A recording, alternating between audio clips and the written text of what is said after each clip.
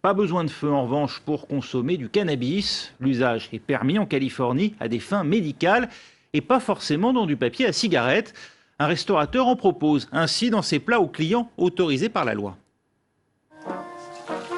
Une préparation de sorbet, de la pâte à beignet, de la viande ou du beurre, et à chaque fois l'ingrédient du chef.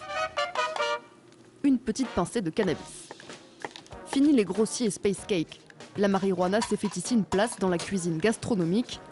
Ce jeune chef de 24 ans, diplômé en biologie moléculaire, parfume ses plats d'une saveur inédite.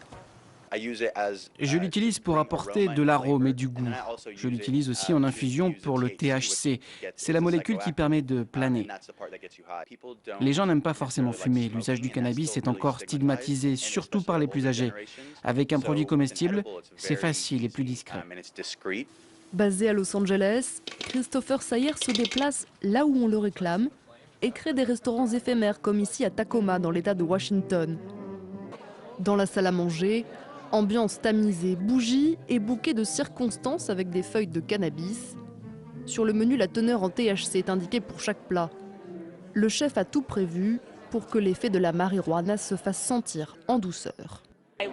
J'aime quand les produits comestibles sont forts en goût, quand le cannabis est bien dosé et qu'il n'est pas trop dominant. J'ai beaucoup aimé les petits crostini et les brochettes d'élan étaient fantastiques. Et ce sont des connaisseurs qui parlent. Pour goûter à la cuisine de Christopher Sayer, chacun doit présenter sa carte de consommateur de marijuana médicale. Mais la clientèle pourrait bientôt peut-être s'élargir, notamment en Californie. Au mois de novembre, cet État doit se prononcer sur la légalisation du cannabis récréatif pour les personnes majeures.